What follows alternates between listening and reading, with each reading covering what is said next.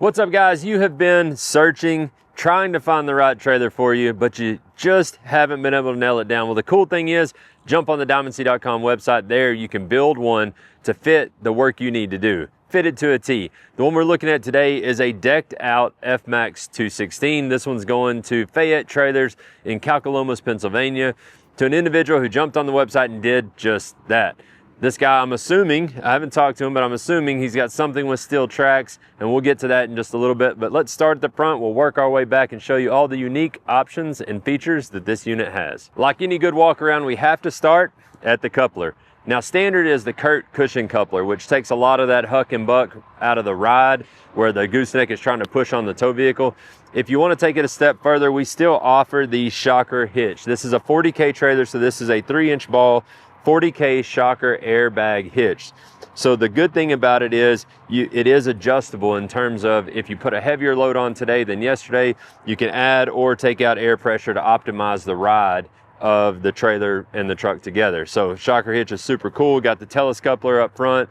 That's a DiamondC signature coupler housing for that adjustment. Like normal, you've got the engineered neck and the engineered frame throughout this trailer. Being a 40K, it is probably the biggest power to weight savings or advantage across the industry. So the lighter the trailer, lighter and shorter, the less advantage you have. But when you get heavier and longer, that's where the engineered beam technology really shows up in the weight savings. This unit is a 32 foot, so 27 foot of deck. Gosh, can't get it out. 27 foot of deck, 5 foot Dovin ramps, weighing in at about 9,620 pounds. If you were to take this exact unit in a structural beam trailer, our competition for that sake would be probably 1,000 pounds, 1,500 pounds heavier in a structural beam. And we'll get to look at some of the other options that actually how this trailer has added weight to it, but is still probably about 1,000 pounds lighter. So looking at some of the small updates up front, we've got the cold weather harness with the magnet, so you can kind of clip it anywhere. The new coiled breakaway cable, it's pretty cool. Moving on back, this one is the Pacesetter edition, and that means it has a grouping of options on it that give you a little better value for the money, because they're most popular options, if you will, grouped together. So we'll kind of walk through those. You can see the load lights up front here. This one, they opted for the 2-speed Jost jacks, which are great for super heavy loads if you need to unhook or hook up. You know, the Jost jacks are a 2-speed. You know, we've talked about the Samold 2-speeds. They are now standard and are rated at 20,000 each, and the Jost are 20,000 each. This is like semi-trailer stuff here. This is where it comes from, is a semi-trailer industry. And so when you get into a 40K trailer, these heavy Josts start looking a little better. They are still an option there. So moving back, well, I probably should touch on the color. So you can see it's a very vibrant lime green. This color is available on the website. It's one of the cool things about DiamondC. You can really not just option it in terms of functionality, but you can actually make it look differentiated. So say this individual very well could have lime green running throughout their fleet, whether their trucks are that color or equipment or whatever. You can actually make it to where when this trailer shows up, they know who's on site and they mean business. It shows up well because, again, it's all about branding. Like you running a business, you may only have 1 or 2 pieces of equipment, but nonetheless, the way you show up, the way your equipment looks, your truck, it says a lot about you. Not that that's everything, but it does say a lot about you and about your brand. So the colors are a cool way to distinguish your brand from others in your area. We've got about 8 standard colors that are no additional cost. Then you move into the custom color segment where you've got some varying, option prices on those colors. Lime green is one. It's a little bit extra, but in the grand scheme, you can see it really stands out. So with the Pacesetter edition, it comes with the extra underslung box, comes with those work lights up front. This one, they opted for 4 pairs of the 5/8 D-rings welded. I'm assuming they have an idea of, where their equipment is going to land, and really wanted the extra versatility and tie down, because of course you have the rubber on stake pockets, but if you're chaining down often, those 5/8 D-rings work really well. You'll notice some kind of color variation in the floor. They went with the oak floor option, and that's where I was talking about we added some weight. Oak floor is a very dense product. It's a white oak compared to a southern yellow pine, which is what's standard. The oak floor is really dense. It doesn't have a lot of moisture in it. When I say it's dense, super hard, so it's gonna last a long time. I would always recommend putting some kind of sealant or coating on top of it, just to kind of, to where it preserves the color. It's not that it's gonna rot, but it actually will preserve the color and keep it looking nicer for longer on the oak, because again, it doesn't have that treatment in it. So it tends to kind of color faster and it'll start wanting to pull and move. So I would always, suggest to put a good sealant over on the oak. On the back of the neck here, they did the full width locking chain rack, which is really convenient. It keeps it right up, your chains and binders right up against the back of the neck, and you can actually pull those pins out and lock it, so you can be able to have easy access. If you're on the deck already chaining down, you walk up front and start pulling those chains out. It's pretty easy versus having them in a side box or in the front box. So a couple of other features that they added to this one, or options I should say, is the full length slide track with the 4-inch ratchets. So you can slide these up and down the side of the trailer. You've got one welded between the tires and then a small section at the back. That allows you to haul long cargo, or call it palleted goods, or tubing, or wood, or anything like that that you don't want to really use a 2-inch ratchet strap. You can put 4-inch straps and go up and over the top and grab the other side. The other thing is this dunnage rack that's below the rail here. What it is you can put 4x4s or anything that you would use cribbing or dunnage that you're going to set under that material I just talked about. You can actually store in there. There are slits in it, so you can put bungees to kind of close it off.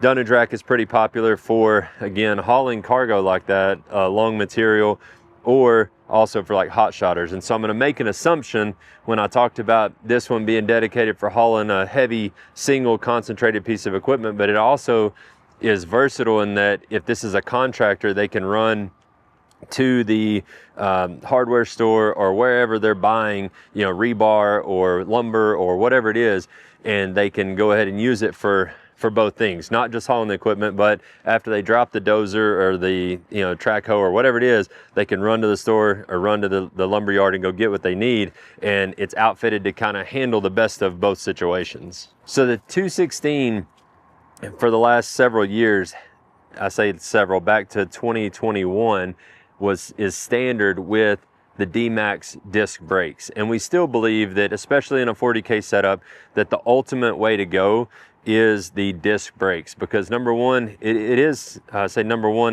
has the brake pads, which are a little bit better maintenance costs going forward.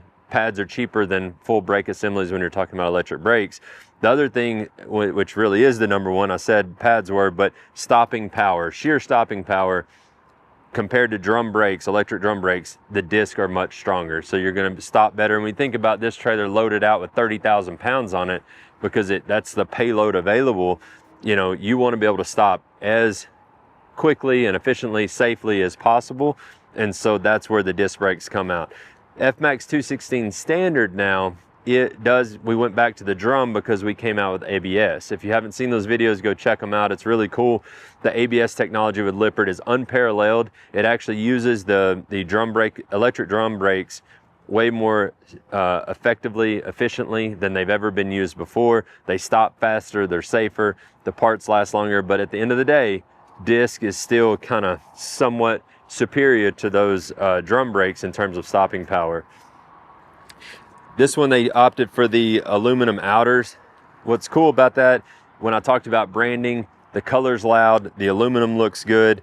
It's just more of an aesthetics thing. It does reduce your rotating weight out on the end of that spindle a little bit. Does it make a huge difference? Probably not in long term in terms of cost or wear on that spindle, but it does look great, and it does reduce the rotating weight just a little bit.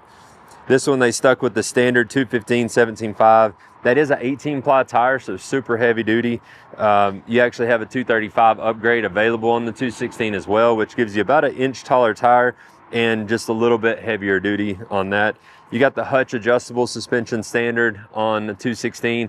Some of our competitors use a Dexter HDSS product, which it looks from 10 feet away like Hitch, But if you're going with a trailer of this magnitude, I would always suggest genuine Hitch suspension is the way to go. This stuff was developed again around the semi-trailer industry, extremely heavy duty, gonna last a long time compared to any alternatives that look like it on the market.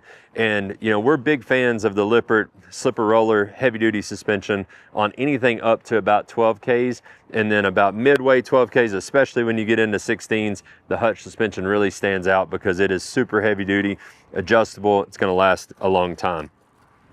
Moving to the back, this one they opted to go with the max ramp setup. So we've got max ramps, straight deck, hydraulic dovetail, and XDR ramps. So max ramp and hydraulic dove make up the lion's share of what's ordered on an FMAX216.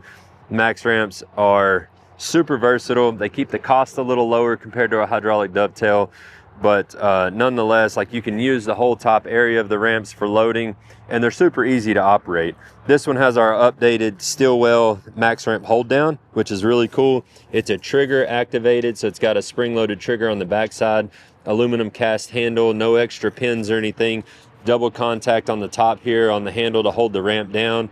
It's a really nice setup, easy to use. Now we're unlatched, and again, one-hand operation.